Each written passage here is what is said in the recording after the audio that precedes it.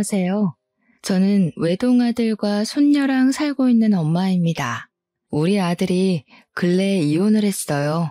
앞으로 평생 남을 이 상처를 어떻게 위로해주면 좋을까 조언을 좀 얻고 싶어서 이래저래 알아보다가 사연까지 오게 되었네요. 저는 사별해서 남편을 잃었지만 영혼을 약속한 배우자와 갈등으로 인해 갈라져야 했다면 얼마나 상처가 크고 더 지옥 같을지 감히 가늠할 수가 없네요. 부디 제 사연을 들어보시고 마땅한 조언들 한마디씩 남겨주셨으면 좋겠어요. 이제 새 출발하는 우리 아들이 청취자분들의 조언을 새겨 듣고 자기 딸을 위해서라도 마음속에 남은 쓰레기를 얼른 던져버리길 바랄 뿐이네요. 너무나도 어여뻤던 저의 며느리 이야기를 좀 해볼게요. 아들이랑 며느리는 대학교 때 만나서 만남을 쭉 이어왔습니다. 서로의 관계에 모난 곳 없어서 결혼까지 하게 되었는데요. 둘이서 꽤 오래 만났기에 저는 며느리를 일찌감치 알고 있었어요. 아들이 워낙 며느리를 자랑하기도 했지만 며느리가 아들 따라서 몇 번씩 저희 집 앞을 왔을 때 저랑 마주쳤었거든요. 처음 마주쳤을 땐 너무 희고 고운 처자가 우리 집 앞에서 우리 집을 쳐다보고 있길래 어디 교회에서 홍보 오러 온 전도사 아가씨쯤 되는 사람인 줄 알았어요.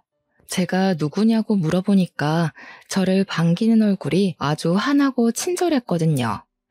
그런데 나중에 아들이 뒤늦게 나타나서 며느리를 소개해주는 덕에 아들과 만나고 있는 짝이라는 걸 알았습니다. 그게 며느리와의 첫 대면이었죠. 며느리 인상은 막 화려한 편은 아니었어요. 굳이 이미지로 비유를 하자면 제가 어디 기독교 처자로 착각했을 만큼 전도사나 수녀 인상 같은 느낌이 강했습니다. 선이 곱고 전체적으로 청순한 분위기였어요.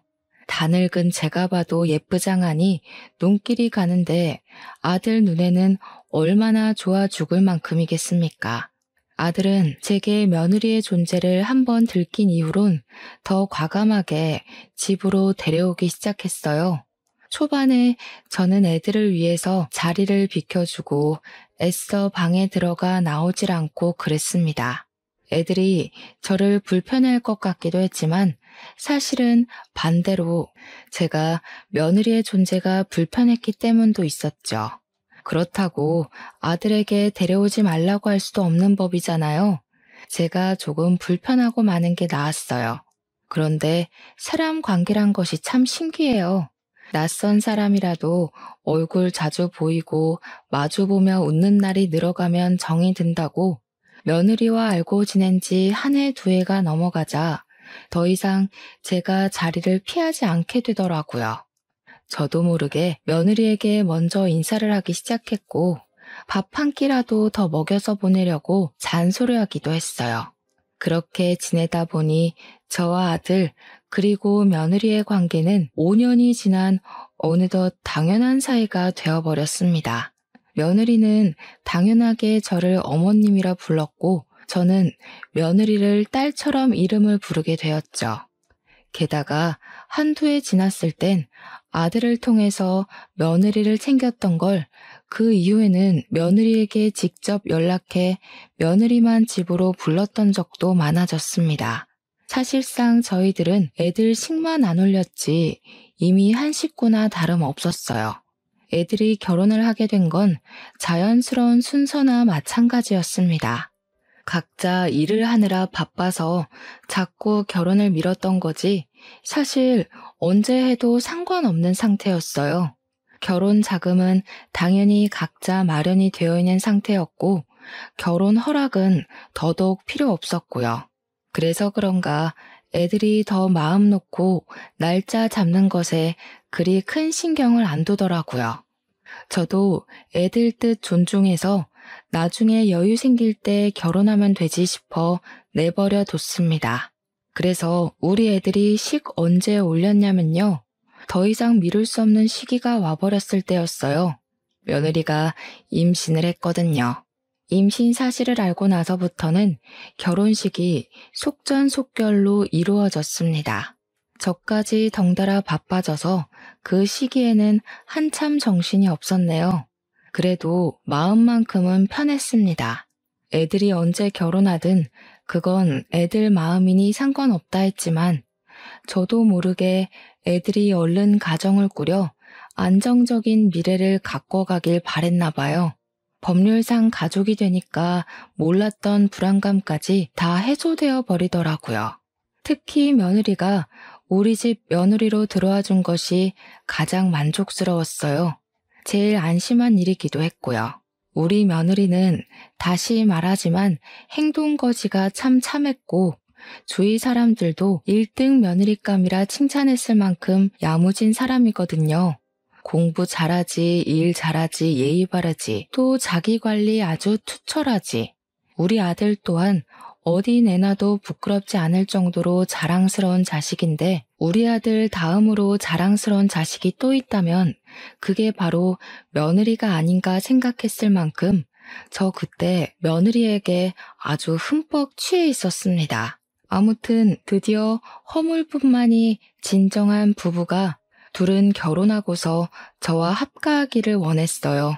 그 소리를 듣고 좀 놀랐습니다. 저는 당연히 둘이 분가하길 원했거든요. 젊은 애들이 가정을 꾸렸으면 자기들만의 방식으로 살아야 되는데 제가 있으면 방해만 될 거 아닙니까? 또 저는 과거에 시모의 존재가 곁에 있는 것만으로도 부담스러웠거든요. 저는 제가 좋아하는 며느리에게 그런 작은 부담도 주고 싶지가 않았어요. 그래서 합가는 절대 염두도 안 두고 있었습니다. 근데 아들이랑 며느리가 동시에 찾아와선 저더러 같이 이사하자는 거 아니겠어요? 이미 집을 구했다면서 말이죠. 됐다니까 그러네. 괜히 예쁜 신혼 분위기 우중충하게 죽일 일 있나. 나 혼자 남을 거 신경 쓰여서 그러는 거면 걱정 마. 내가 한두 살 애도 아니고 혼자서도 어련히 잘하지. 어머님 혼자서 잘하시는 거 알죠? 그럼 이런 이유는 어떠세요? 제가 집안일을 아직 못 배워서 서툴거든요.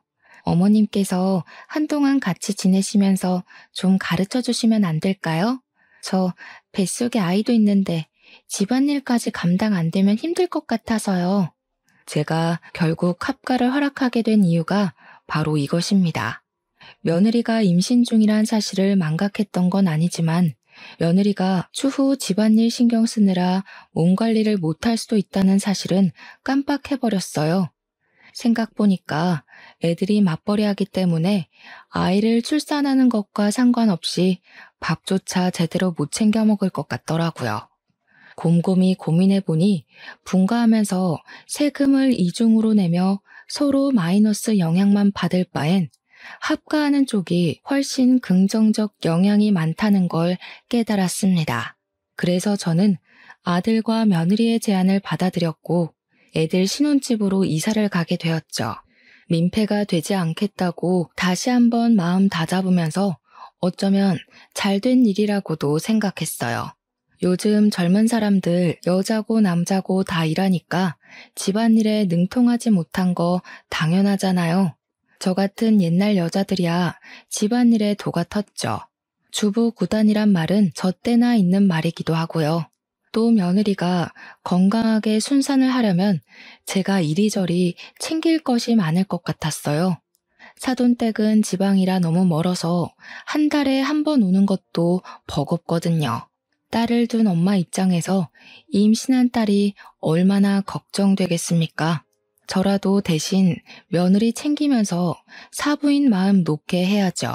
며느리는 일 인계할 사람 구해지고 난 후에 휴직계를 냈습니다. 그리곤 저랑 둘이 집에서 시간을 많이 보냈어요. 저는 며느리를 위해서 늘 산모에게 좋은 음식이나 약, 운동 등을 강구하기도 했어요. 며느리는 며느리로서 저를 잘 따라주었습니다. 저희는 아들 없이 함께 보내는 시간에도 갈등 한 번이 없었어요. 마음 잘 맞는 며느리를 만나면 이렇게 잘 지낼 수 있다는 걸 우리 며느리를 통해서 알았네요. 그렇게 며느리 출산 때까지 최대한 안정적인 시간을 보낼 수 있도록 모두가 노력했고, 그 끝내 우리 가족 품으로 예쁜 손녀를 얻을 수 있었습니다.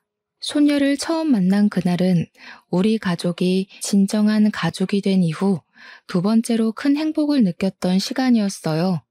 우리 예쁜 손녀를 위해서라도 더 열심히 화목하게 살자고 그날 그렇게 다짐을 했었습니다.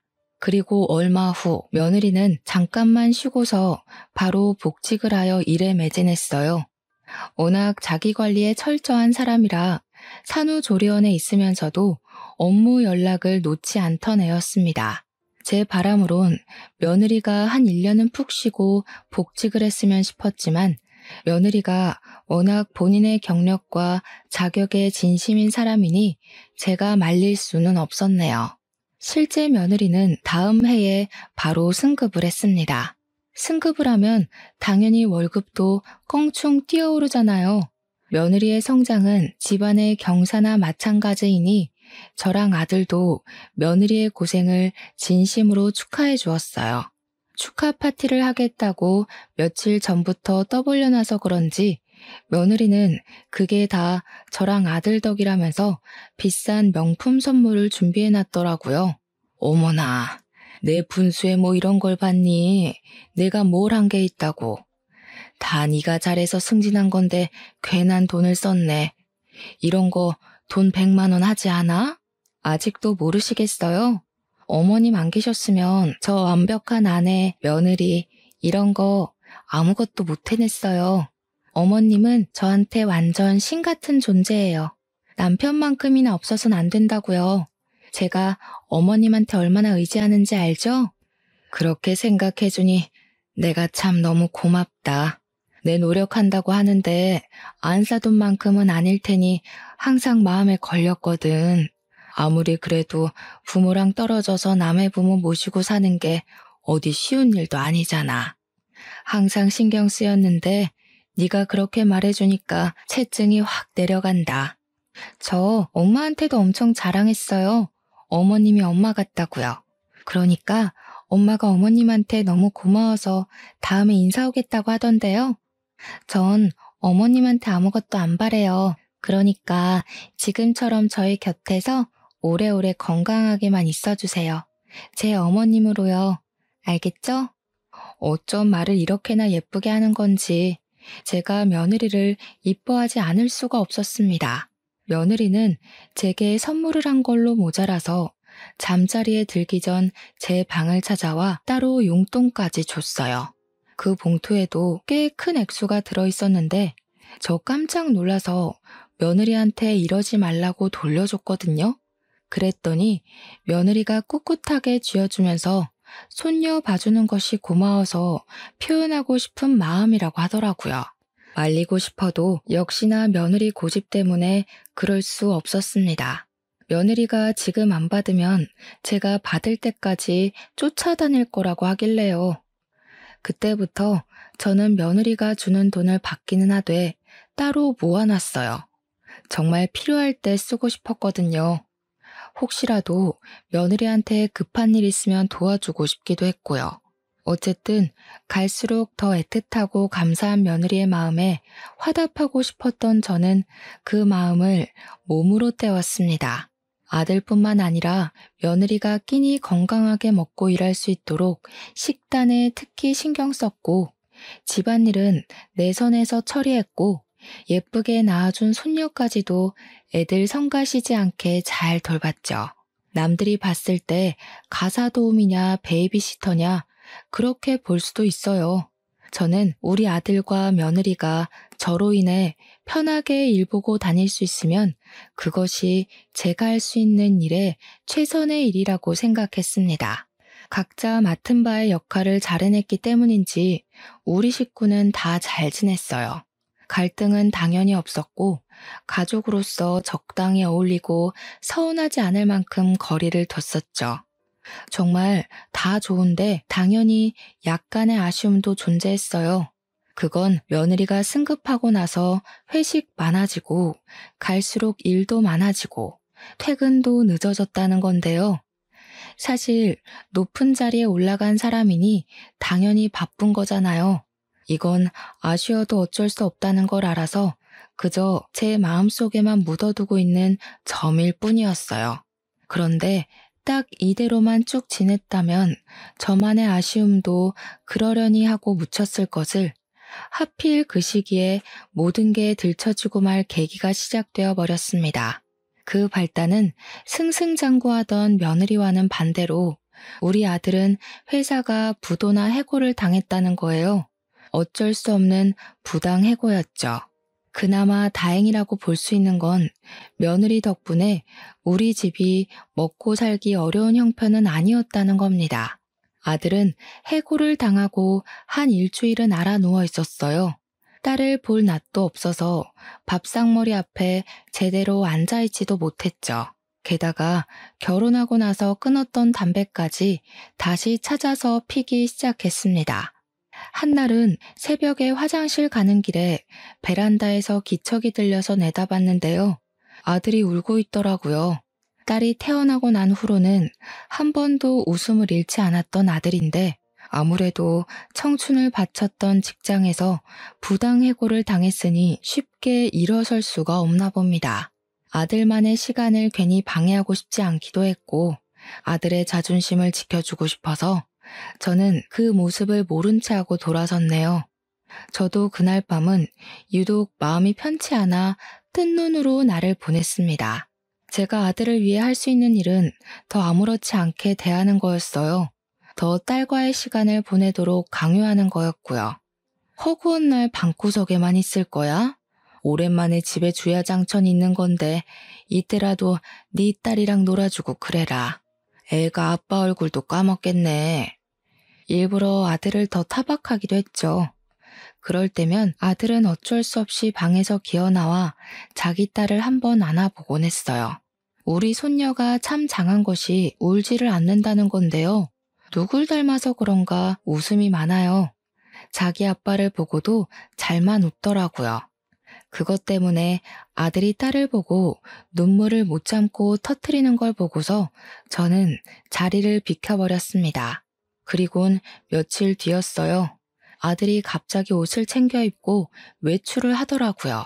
딸과 인사 한번 하더니 저한테 아르바이트 다녀온다고 하는 거 아니겠습니까?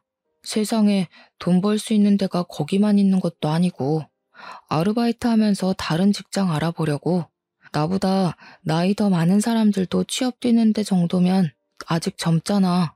아들이 딸이랑 시간을 보내더니 용기를 얻었나 보더라고요. 자식이 있어서 가만히 있을 수 없었던 아들은 끝내 배달 아르바이트를 먼저 시작했습니다. 자랑스러웠어요. 우리 아들이 한층 성장한 어른 같았고 한 집안의 가장으로서도 자격이 있는 것 같아 뿌듯했습니다.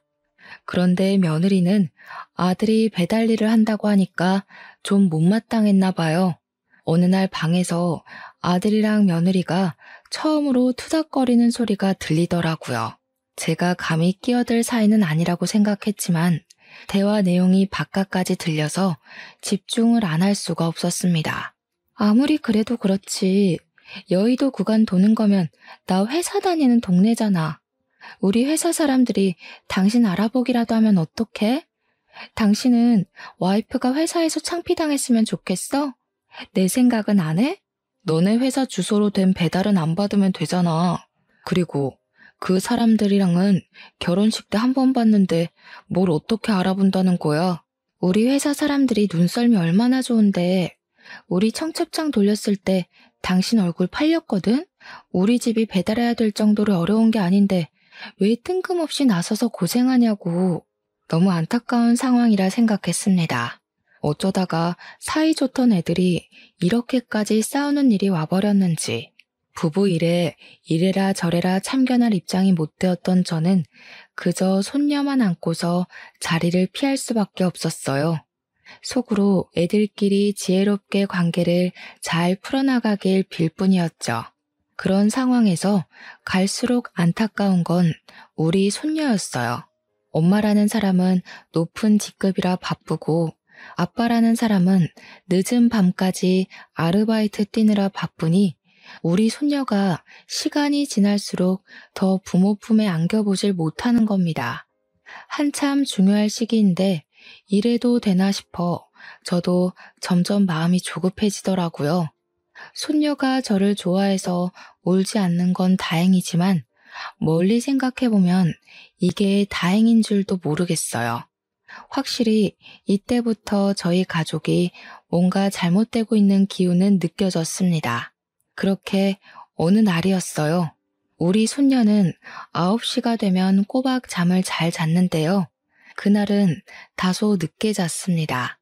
거의 11시 다 돼서 잠이 든 걸로 기억해요.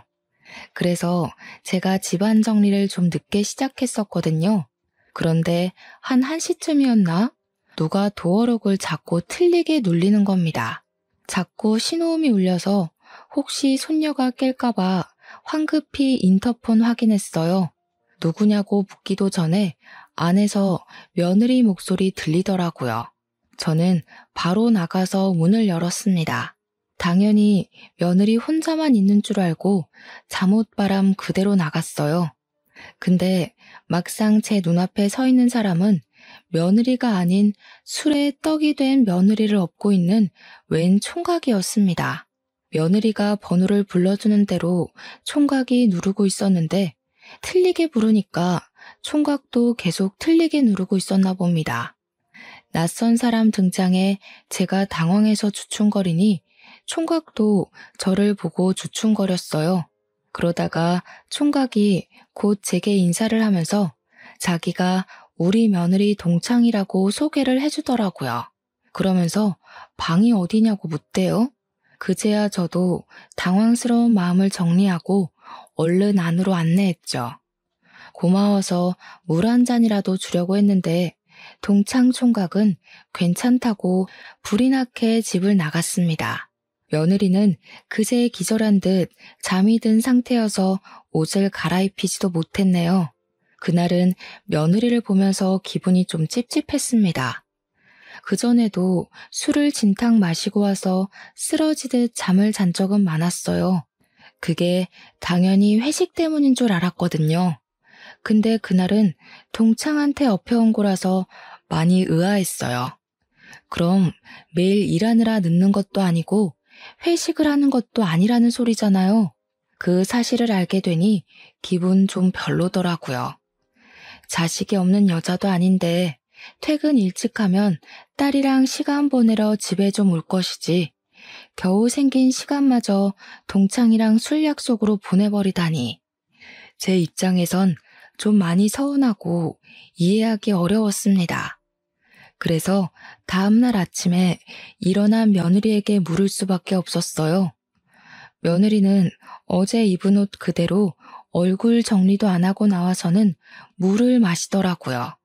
거실에서 제가 손녀 밥을 먹이고 있었는데 그건 하나도 궁금하지 않는 태도였습니다. 그저 자기 배만 문지르면서 국 하나만 끓여주면 안 되냐고 저한테 부탁하더군요. 무슨 술을 그렇게 먹었니? 듣자 하니 동창이랑 만나서 술 한잔 한 것 같던데. 그날은 일이 일찍 끝났던 거야? 그럼 다른 약속 잡지 말고 집에 오지 그랬어. 아, 어머님 들으셨구나. 일이 일찍 끝났다기보단 동창이 저희 회사랑 계약한 하청업체 직원으로 있더라고요. 반가워서 따로 만났어요. 앞으로 잘 부탁한다고 인사도 할 겸요. 그러니? 일 얘기했다면 뭐라고 못하겠다만 아무리 그래도 그렇지. 애엄마인데 술이 떡이 돼서 외간 남자한테 업혀오는 건 좀 아니지 않나 싶다. 그러다 무슨 일 생기면 어쩌려고 그래. 아이 엄마가 조신하지 못하게. 어머, 제가 그랬나요? 죄송해요. 한 번도 그런 적은 없었는데. 오랜만에 동창 만나서 저도 모르게 너무 애처럼 굴었나 봐요. 정말 죄송합니다. 며느리는 당황하면서 제 앞에서 고개를 숙였습니다. 자신의 실수를 전혀 기억 못하는 얼굴이었어요. 아무것도 모르는 애한테 제가 뭐라고 더 얘기를 하겠습니까? 앞으로 조심하고 술 좀 조절해서 마시라고만 한 뒤 얘기를 마무리했습니다. 그러나 사람은 고쳐먹는 거 아니라고 아니 땐 굴뚝에 연기가 나겠습니까? 그날 며느리의 아슬아슬했던 실수가 가정 불화의 시작에 불과했다는 걸 진작 알지 못해서 화를 피하지 못했는데요. 며느리에게 진심 어린 사과를 받고 나서 며칠 후의 일이었어요. 며느리 전화로 며느리 차에 라이트가 켜져 있다는 전화가 온 겁니다. 그날도 며느리는 술에 떡이 돼서 집에 왔고 늘 그랬던 것처럼 기절해 있었어요. 그래서 제가 며느리 전화를 대신 받아서 며느리 차 키를 들고 손녀까지 업고서 내려갔죠. 며느리 차에 올라타 라이트를 끈 뒤 바로 내리려고 했습니다. 그런데 그때였어요. 어디서 자꾸 메신저 알림 소리가 울리더라고요. 무시하고 내리기엔 계속해서 울리는 것이 끈질기게 제 발목을 붙잡았어요. 대체 뭔가 싶어서 차 주변을 둘러봤습니다. 그러다 조수석 바닥에서 웬 휴대폰이 엎어져 있는 걸 발견했죠. 그건 당연히 집에 퍼질러져 있는 며느리 휴대폰은 아닐 거라 생각했어요. 배달가 있는 우리 아들 것도 아니라고 생각했고요. 그렇다면 이 휴대폰의 주인은 며느리 지인의 것인가? 그런 생각을 하면서 돌려봤습니다. 그때 메신저가 한 번 더 날라왔는데요. 배경 화면이 번쩍하고 빛나더라고요. 그 순간 며느리와 낯선 남자가 다정하게 어울려 있는 모습이 큼지막한 사진으로 나타났습니다. 저 그걸 보고 너무 놀랐어요. 혹시 사람을 잘못 봤나 싶어서 몇 번이나 여자 인물을 들여다봤지만 분명 제가 아는 며느리가 맞더군요. 심장이 철렁 내려앉았어요. 대체 이게 뭔가 싶어서 당장 휴대폰을 열어봤습니다. 다행히 비밀번호가 없어서 열어보는 게 가능하더라고요. 그리고 그곳에서 저는 그동안 몰랐던 며느리의 실체를 알게 되었어요. 일단 제가 발견한 그 휴대폰은 며느리의 것이 맞았고 며느리의 숨겨진 다른 휴대폰인 듯 했습니다. 휴대폰에 담긴 정보 안에서는 평소 수녀 같기만 하던 참한 며느리의 이미지가 아닌 180도 반대되는 낯선 여자의 모습들이 가득했어요. 며느리가 우리에게 숨겨왔던 불륜의 취향, 불륜의 현장이 무궁무진하게 펼쳐져 있었습니다. 그리고 대화방에는 무슨 차장님, 부장님, 후배님 등등 직위 이름으로 채팅창이 나뉘어 있었어요. 왜 이런 불륜 가득한 휴대폰에 며느리 회사 사람들이 담겨 있나 싶어서 눌러봤거든요. 불편해서 칭얼거리는 손녀까지 살살 달래가며 그 자리에서 다 읽어봤는데요. 저 정말 정신 나갈 뻔했습니다. 며느리가 출산하고 나서 승급한 이유가 여기에 있었더라고요. 며느리는 개인 업무 능력으로 승진을 한 것이 아니라 부장님, 차장님 등등 직위 높은 사람들에게 몸을 쓰면서 개인적인 흑심을 산 거였어요. 그걸로 모자라 며느리는 자기보다 후배인 직원들과도 아주 바쁘게 바람을 폈는데 젊은 남자들과는 한 자리 얻기 위해서라기보단 그냥 애인으로 지냈더군요. 그러니까 며느리는 나이 많은 남자를 통해 자기 미래를 보장받으려 했던 거고 어린 남자를 통해선 대접받고 싶은 욕구를 채운 거였어요. 아마 가정에 대한 욕심이나 심리적인 안정감도 놓치지 않고 싶어서 결혼을 했던 게 아닌가 싶어요. 며느리에게 어떤 마음이 우선이었는지 모르겠지만 뭐가 됐든 며느리와 결혼을 했다면 결국 끝은 파국이 될 거라는 게 중요한 중점 아니겠습니까? 모든 사실을 알게 된 저는 너무 혼란스러워서 입을 틀어막고 울음을 터뜨렸습니다. 그동안 며느리를 믿고 지냈던 수년의 세월이 필름처럼 지나갔어요. 단 한순간도 며느리에게 진심이 아니었던 마음이 없습니다. 딸이 아니지만 딸처럼 아꼈고 엄마가 되어주고 싶었던 마음도 다 진심이었거든요. 제 아들이 며느리를 속상하게 안 했으면 좋겠기에 아들 앞에서 며느리 편을 들어준 적도 덜어 있었습니다. 며느리 같은 며느리는 그 어디에도 없을 거라 단언했어요. 며느리를 볼 때마다 하늘에서 떨어진 천사라고 비유하며 이웃들에게 자랑했어요. 그런데 불륜이라뇨. 그 착한 아이가 가정 파탄의 주범이라뇨. 한 놈도 아니고 제 눈으로 확인한 놈들만 해도 무려 5놈이나 됩니다. 며느리에게 상간남이 있다는 것도 충격인데 한 번에 발견된 놈이 5명이나 될 때 다들 기분이 어떠시겠어요? 제 아들은 지금 제 새끼랑 마누라한테 부끄러운 남편, 아빠 안 되려고 밤낮으로 뛰고 있단 말입니다. 자기 남편이 배달 아르바이트 하면서 가정을 위해 최선을 다하고 있는 줄 알면 적어도 한눈 파는 일은 하지 말아야죠.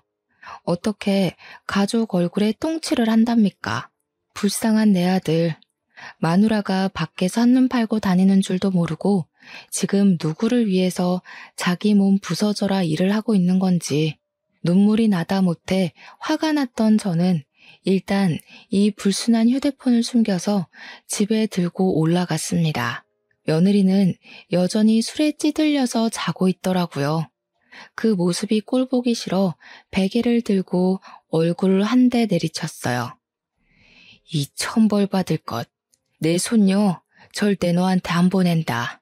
내가 지옥 불구덩이에 떨어지는 한이 있더라도 니년 다 망가지는 꼴 꼭 만들 거야.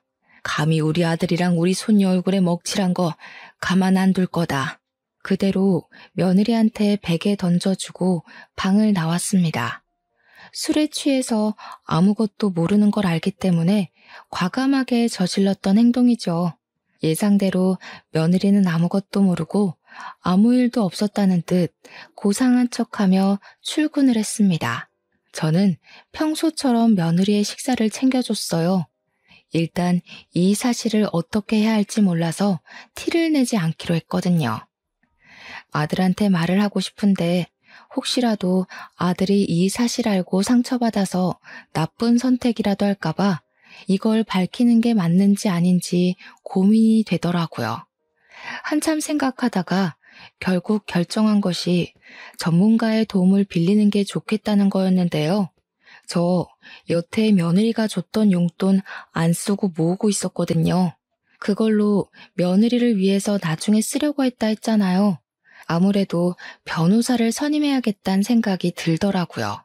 저는 바로 변호사 사무실을 알아봤고 제법 유능한 사람으로 구해서 찾아갔습니다. 제가 갖고 있는 증거물 제출했어요. 무려 5명이나 되는 며느리의 상간남 존재에 변호사도 놀라더라고요. 변호사 말이 사실 이 정도면 굳이 몰래 소송하지 않더라도 며느리가 맞고소할 수 없다고 확언하는 겁니다. 전문가 말을 들으니까 너무 안심이 되었어요. 그제야 저는 용기 내어 아들에게 알리기로 했습니다. 엄마는 아들 선택에 맡길 거야. 그런데 아들, 네가 딸 생각한다고 이혼을 보류하는 결정은 안 했으면 좋겠어. 아이한테 엄마가 필요한 건 맞지만 사실 그런 엄마는 필요 없는 데다가 걘 한 번도 우리 손녀한테 엄마 노릇을 해준 적이 없어. 아들이 제 조언을 제대로 들었는지 모르겠지만 아들은 며느리 불륜 사실에 상당히 괴로워했습니다. 자신이 부당해고를 당했을 때보다 훨씬 더 말이죠. 다행히도 제가 부탁하고 사정하는 탓에 아들이 며느리한테 불륜 사실을 아는 채는 안 했어요. 그저 며느리 얼굴을 제대로 못 보거나 말 섞는 걸 자제했을 뿐이었습니다. 아들의 이혼 고민이 늘어갈수록 아들의 차가운 반응도 늘어가니 그에 따른 며느리의 불만 또한 같이 생길 수밖에 없었는데요. 하루는 며느리가 출근 전 제 곁에 와서 아들 흉을 보며 툴툴거리더라고요. 아무래도 취업이 잘 안 돼서 더 까칠해진 것 같죠? 그냥 집에서 쉬라고 해도 하여간 말을 안 들어요. 대체 누구 고집을 닮은 건지. 어머님이 나중에 다시 한번 말 좀 해주세요. 오토바이 그거 위험하기도 하잖아요. 창피해서 그런 거 아니고. 됐다. 취업이 안 되면 예민해질 수도 있지. 가족이라도 이해해줘야지. 안 그럼 어디 마음 기댈 곳 있겠어? 가족이라면 그런 의리는 있어야 되는 거 아니니. 저도 모르게 그날 난생 처음으로 며느리에게 퉁명스러운 말씨와 대답이 나가버렸어요. 며느리는 한결같았는데 제가 달라져 버린 거죠. 그냥 며느리 실체를 알아버리니까 감히 가족 내다 버린 년 입에서 우리 아들 욕이 나오는 게 듣기 싫더라고요. 며느리도 제 기분이 안 좋은 게 느껴졌는지 당황하면서 어색하게 웃었어요. 제 눈치를 보더니 그 순간만큼은 더 순한 양처럼 행동하다가 출근했습니다. 그리고 그날 저녁이었어요. 적어도 아들이 한 달 정도는 생각할 시간을 가질 줄 알았는데 아들이 며느리의 실체가 담긴 폰을 들고 제 방으로 오더니 직접 소송장 준비하겠다고 하더라고요. 제가 휴대폰을 아들에게 줬거든요. 며느리를 용서해 줄 거면 네 손으로 직접 증거물 없애라고 말이죠. 그랬더니 아들이 도무지 며느리의 이중 생활을 눈 감아줄 수가 없었나 봐요. 저는 아들의 결정에 얼마나 가슴을 쓸어내렸는지 모릅니다. 안아서 장난감 물고 있는 손녀를 안으며 제대로 큰 결심을 했어요. 그리곤 바로 아들한테서 며느리 폰을 받아서 며느리 폰에 저장된 불륜남들에게 다 연락을 돌렸습니다. 후배 직원 1명 말고는 나머지 4명은 유부남이더라고요. 그래서 더 쉬웠어요. 그들에게 가정이랑 직장에다 불륜 사실을 소문내겠다고 하니까 고민도 안 하고 당장 며느리를 손절하겠다면서 벌벌 떨대요. 가정 깨지는 게 무서우면 부정행위를 저지르지 말았어야 하는 거 아닙니까? 정말 며느리나 상간남들이나 한심하기 짝이 없더군요. 어쨌든 저는 상간남들에게 개인적으로 부탁했습니다. 며느리랑 그 후배 직원 둘만 싸잡아서 불륜 커플로 사내에 소문을 퍼뜨려 주라고 내가 보내주는 사진까지 첨부해서 말이죠. 그랬더니 가정이랑 자신들의 직위는 지키고 싶었던 4명의 상간남들이 손수 며느리와 그 후배 직원을 묶어 회사에 퍼뜨리기 시작했어요. 고위직급이라 그런가 행동 빠르고 지시가 빨라서 회사에 소문 퍼지는 건 시간 문제더라고요. 며느리가 출근한 아침에 연락했는데 그 몇 시간 만에 난리가 난 것 같았습니다. 그 사실이 퍼지자 회사에 붙어 있을 수 없었는지 며느리가 결혼하고 정말 오랜만에 대낮에 집에 온 거 아니겠어요? 오늘 몸이 안 좋아서 좀 일찍 왔어요. 저 좀 쉴 테니까 저녁 때까지 깨우지 마세요. 몸이 아파서 왔다는 우스운 핑계를 대는 며느리 앞을 아들이 막아섰습니다. 그리곤 아들이 며느리 얼굴에다 소송장을 집어던졌죠. 아내라는 사람이 이렇게 유명한 사람인지도 모르고 내가 아주 입이 마르고 닳도록 자랑하고 다녔네. 언제까지 뻔뻔할 생각이야? 당신 제정신이야? 왜 얼굴에 던지고 그래? 이게 뭔데 그래? 며느리는 얼굴에 얻어맞은 소송장을 주워들더니 그걸 읽으면서 점차 표정이 굳어갔어요. 이혼 사유는 네가 제일 잘할 텐데. 이미 회사에 소문쫙 퍼졌잖아. 변명할 여지가 없을걸?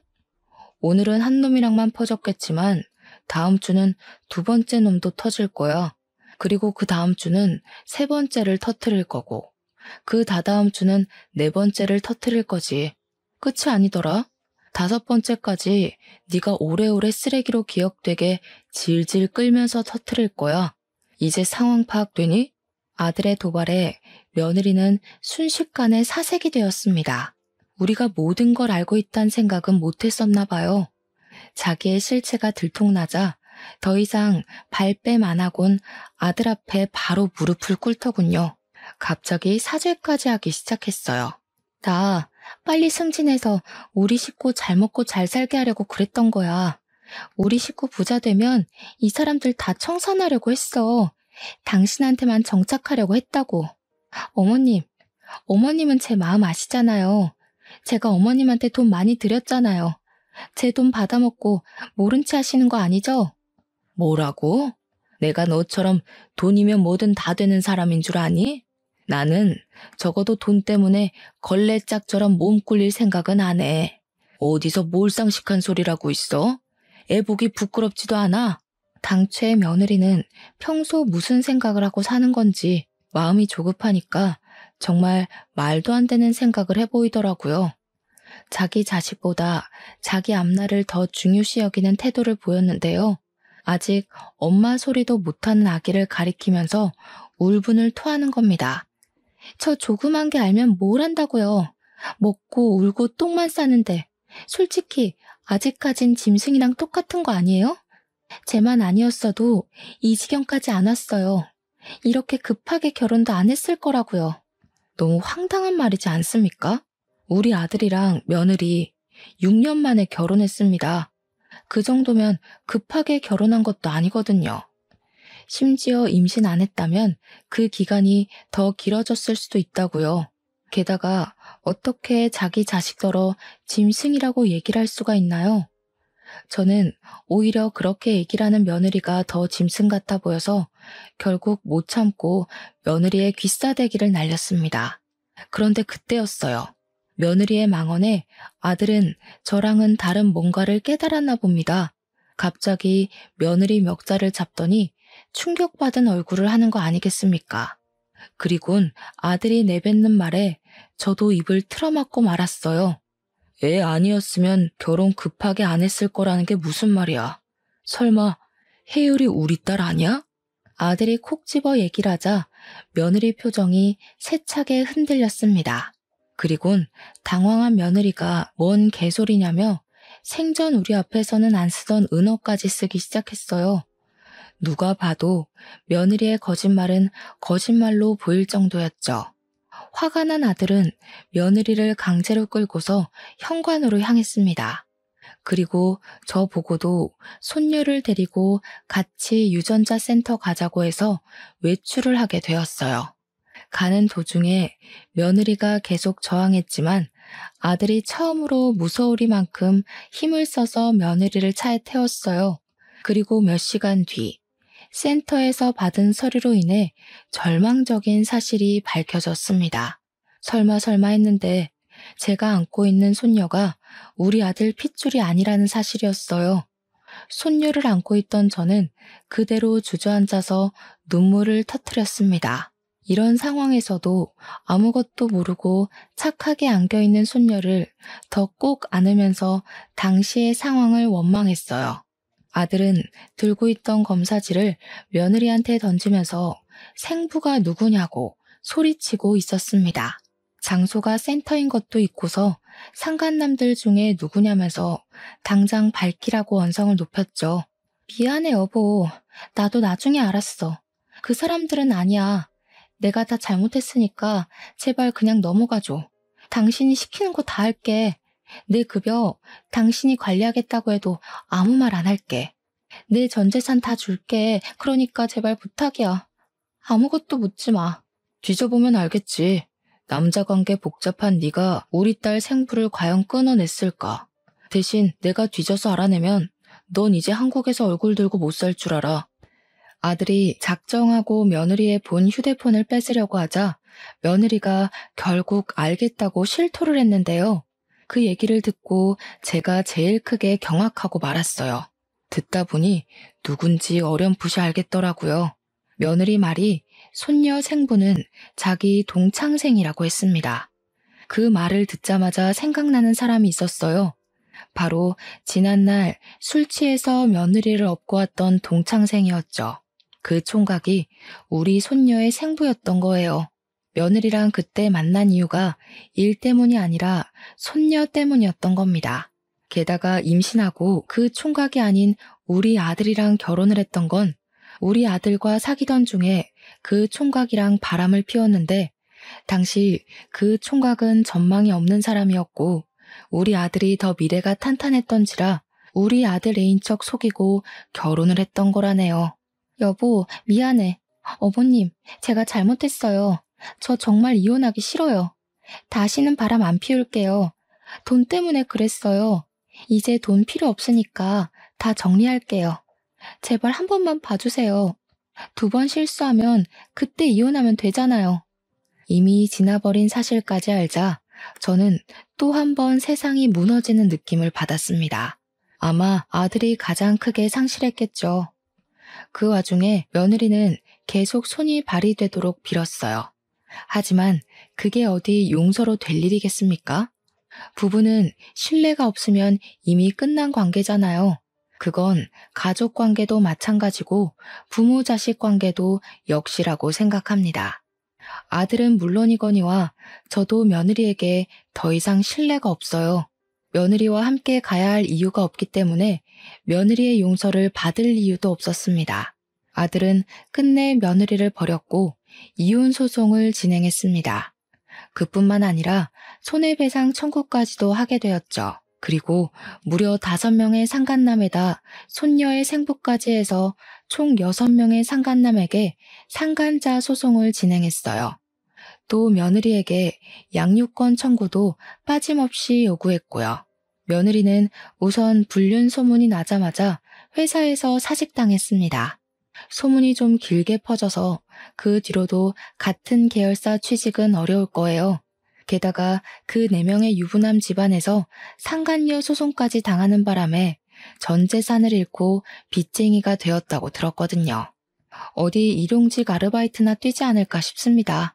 그런 여자 소식 더는 불경스러워서 관심 끊다 보니 여기까지만 알고 있고요. 일단 우리 아들은 다행히 취직에 성공했어요. 큰일 치르면서도 취업 준비를 손 놓지 않더니 결국 괜찮은 회사에 들어갔습니다. 이제 막 들어가서 적응하려면 시간이 많이 필요할 거예요. 그리고 우리 예쁜 손녀는요. 비록 우리 아들 핏줄은 아니지만 이미 쓰레기 부모한테는 못 보낼 만큼 정이 생겨버려 제가 데리고 살기로 했어요. 한 번도 제 손녀 아니라고 생각해 본 적 없었고 태어난 후로 제 품에 가장 많이 안겨 있었던 아이거든요. 이 예쁜 아이를 어떻게 떼어놓겠습니까? 우리 아들도 자기 성을 딴 손녀를 친자식으로 생각하고 있어요. 그래서 힘내고 새 출발하려는 거거든요. 이혼하면서 아마 아들이 가장 많이 힘들었을 텐데 쉬지도 못하고 뛰기만 하는 것 같아서 좀 많이 걱정됩니다. 아들이 워낙 내색하는 편이 아니라 제가 또 대놓고 위로도 못하겠어요. 속병이 나면 안 될 텐데. 그렇게 저 혼자만 전전긍긍하고 있네요. 시간이 약이라지만 괜히 힘이 돼주는 말 한마디 해주고 싶어요. 혹시 부담스럽지 않은 조언이 있다면 한마디씩 알려주세요. 우리 아들이 보고서 내심 위로를 받을 수 있었으면 좋겠습니다. 아무쪼록 일이 잘 풀린 거라 생각하고 열심히 살아보도록 하겠습니다. 저도 우리 아들이랑 손녀를 위해서 건강관리 잘하면서 곁에 오래오래 머물러 보려고요. 긴 사연 여기서 끝마칠게요. 들어주셔서 감사합니다.